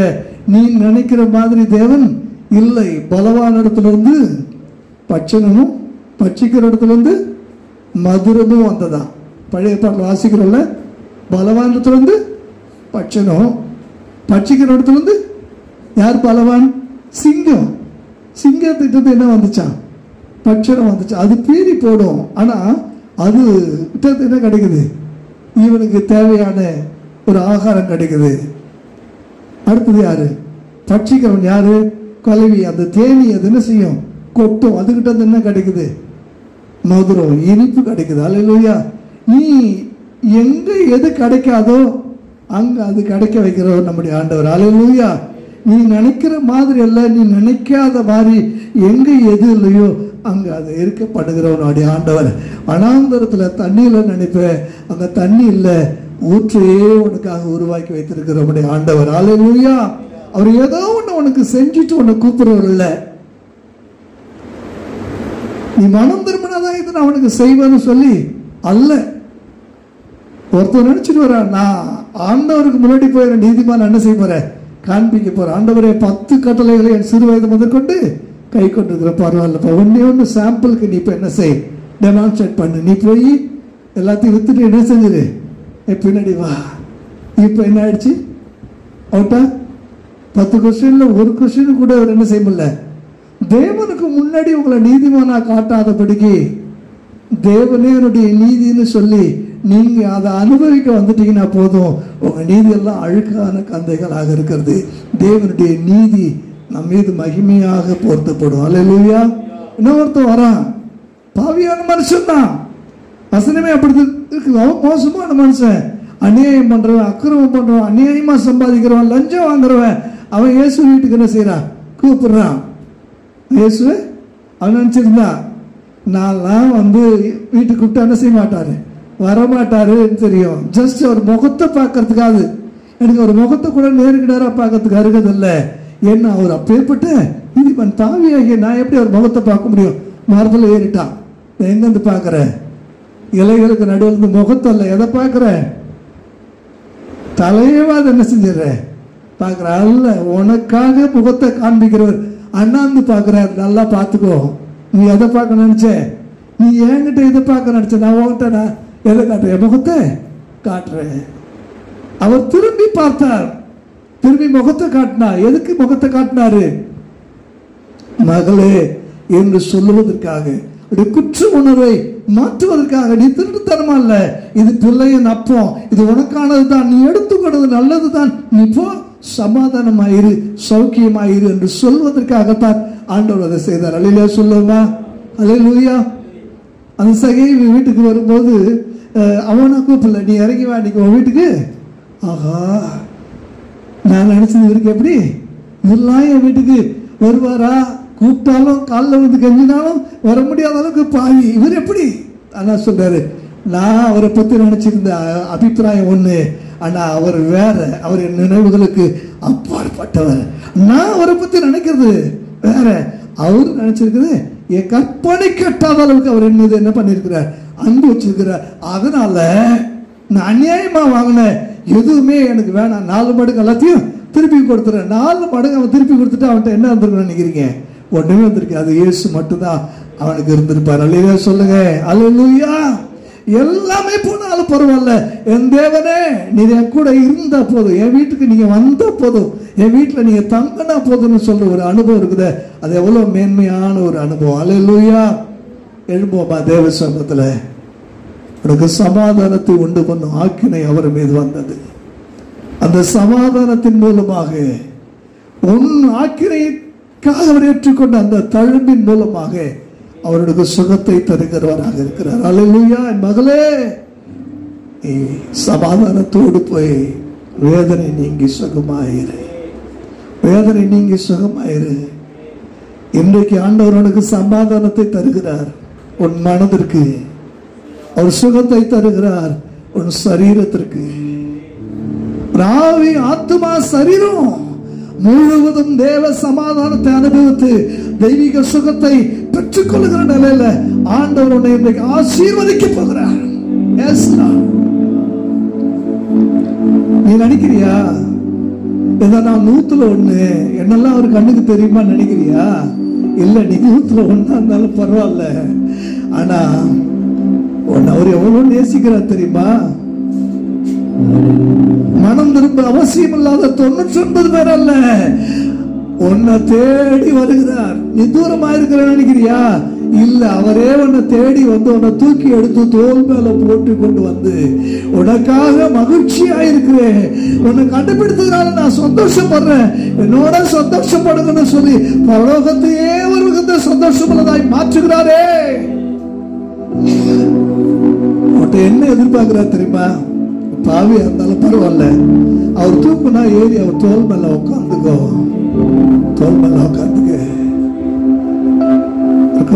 நான் பாவி, நான் பாவி. தகப்பனுடைய பாவ அறிக்கை கேட்கவே இல்லை. இவன் மகன், இவன் என் மகன், இவனுக்கு வேண்டியதை செய்யுங்க, இவனுக்கு உரிய மரியாதையை செலுத்துங்க, இவனுக்கு மகிமைப்படுத்துங்க, இவனுக்கு முத்துன மோதிரத்தை கொடுங்க, வெள்ளிய வஸ்திரத்தை போடுங்கன்னு சொல்லி என் மகன் என் மகன் ஆண்டவர் சொல்லிட்டு இருக்கிறாரு. ஆனா இவன் சொல்றான், நான் பாவி, நான் பாவின்னு சொல்லிட்டு இருக்கிறான். எது இன்றைக்கு என் தேவனுடைய பிள்ளையா இருக்கிறாய்? பேதனுடைய படகன் அரைப்பிட்டாரு, அப்படி இல்லாம வெறுமையை மாத்திட்டாரு. பிரமித்தவனா சொல்றான், நான் பாவி ஆண்டவர் என்று சொல்லி அவருடைய குற்றங்களை உணர்த்துவதற்காக அல்ல, அவருடைய ஆசீர்வதிப்பதற்காக, அவருடைய மேன்மைப்படுத்துவதற்காக விரும்புகிறார். அடுத்த ஒரு பாவின்னு சொல்லி ஒரு குற்ற உணர்வு அல்ல, உனக்குள்ளே அது வருமானால் ஒரு செகண்ட்ல நீயே சொல்லுவ. அவர் ஒன்னும் உன்னை நிர்பந்தப்படுத்தி நீ பாவி, நீ மனம் திரும்பு, நீ மனம் திரும்பு சொல்லவர் அல்ல. அவருடைய ஆசீர்வாதம், அவருடைய ஐஸ்வர்யம், அவருடைய நேசிக்கிற அந்த அன்பு உன்னை ஒரு பெரிய மனம் திரும்புவதற்கு உட்படுத்தும். Yes, Lord. Thank you, Jesus. Thank you, Lord. நன்றி பரிசுத்த ஆவியானவரே, நன்றி பரிசுத்த ஆவியானவரே. Thank you, Lord. இன்றைக்கும் ஆண்டவரை பத்தி நீங்க என்ன நினைச்சிட்டு இருக்கீங்க? நீங்க நினைக்கிற மாதிரி இல்லைங்க அவர், நீங்க நினைக்கிற மாதிரி இல்லை. அவர் திரும்பின உடனே கோபப்பட்டுருவாரோ, என்ன சபிச்சிருவாரோ, எனக்கு சாபம் விட்டு விடுவாரோ என்று பயந்தவளை பார்த்து, என் மகளே வேதனை நீங்க சுகமாயிரு, சமாதானத்தோட போ. அன்பானவர், கருசனையானவர். 5வது மாதத்துல வார்த்தைகள் அப்படியே நம்முடைய வாழ்க்கையில கத்த தரும்படி கரங்களை தட்டி கத்திர மகிமைப்படுத்தும். Thank you Jesus, thank you Lord, thank you Lord, thank you.